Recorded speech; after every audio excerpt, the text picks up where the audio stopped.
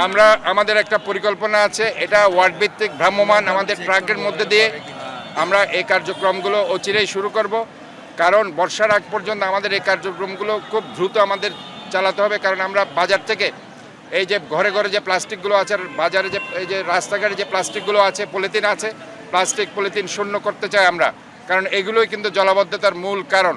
এটা শুধু জলাবদ্ধতা দূর করছে না, সাধারণ মানুষ তাদের নিত্য প্রয়োজনীয় দ্রব্যগুলো অত্যন্ত কম দামে, যে প্লাস্টিক হয়তোবা কোনো একটা গ্রাহকের কাছে সেটা বিক্রি করলে যে দাম পাওয়া যায় তার চাইতে অনেক বেশি পণ্য আজকে তারা এখানে এসে পাচ্ছে।